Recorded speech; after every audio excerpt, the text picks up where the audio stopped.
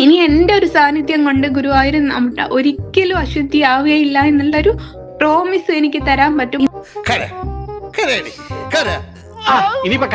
ഹിന്ദു മതസ്ഥർക്ക് എന്തെങ്കിലും വേദനപ്പെടുത്തുന്ന രീതിയിൽ ഗുരുവായൂരിന്നോ അല്ലെ എന്റെ ഭാഗത്തുനിന്നോ എന്തെങ്കിലും ഉണ്ടായിട്ടുണ്ട്, ഞാൻ ക്ഷമ ചോദിക്കുകയാണ്. എന്താ ഇത്? എന്തിനാ കരയുന്നേ?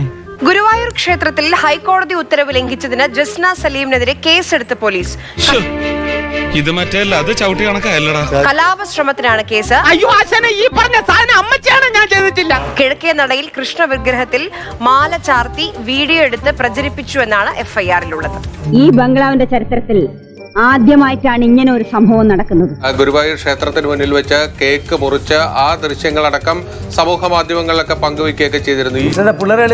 ഈ വിഷയങ്ങൾക്കൊക്കെ ശേഷം ഹൈക്കോടതി ഒരു ശക്തമായ നിലപാടെടുത്തു. കാരണം ആ ക്ഷേത്രങ്ങൾ ഇത്തരത്തിലുള്ള കാര്യങ്ങൾക്കുള്ള ഇടമല്ല. ഇനി മേല ഇമാതിരി പോക്കൃതം കാണിക്കണം.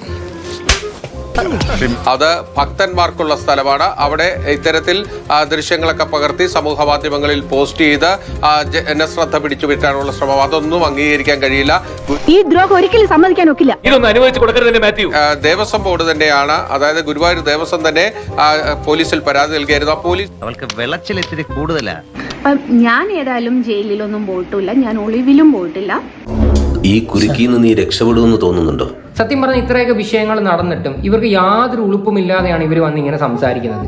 ചന്ദ്രകോളം തലയിൽ വന്നു വീണാലും അനങ്ങില്ല, അതാ പ്രകൃതം. സമൂഹത്തിന്റെ മുമ്പിൽ ഇപ്പം ഞാനൊരു തെറ്റുകാരിയാണ്, ഞാൻ മതസ്പർദ്ധ ഉണ്ടാക്കാൻ ശ്രമിച്ചോളാണ്.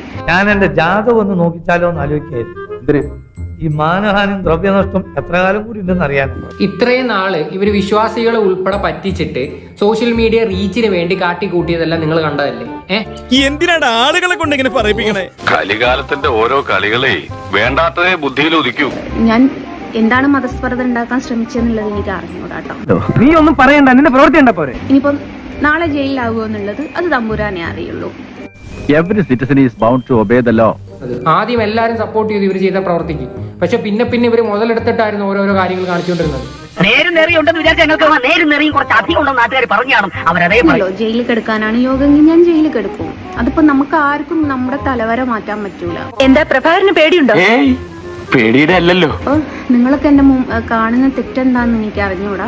എനിക്കിത് കിട്ടണോടാ, കിട്ടണം. കൊടലെടുത്ത് കാണിച്ചാലും വാഴനാരും. ഇനി നിങ്ങൾക്ക് ഈ പറയുന്ന ഹിന്ദു മതത്തോടെയും അല്ലെങ്കിൽ അവരുടെ വിശ്വാസത്തോടെയും നിങ്ങൾക്ക് ഒരുപാട് ഇഷ്ടമാണെങ്കിൽ നിങ്ങൾ മതം മാറും. ഈ പറഞ്ഞത് ന്യായം. നിങ്ങൾ മതം മാറുന്നതായിരിക്കത്തില്ല നല്ലത്. ഇത് അവിടെ നിൽക്കത്തില്ല, ഇവിടെ നിൽക്കത്തില്ല. നിങ്ങൾ ആൾക്കാരെയും പൊട്ടന്മാരാക്കുന്ന അവസ്ഥയാണ്. അങ്ങനെയാണെങ്കിൽ ഞാനിപ്പോ പോവും, പക്ഷേ ഞാൻ ഇനിയും വരും.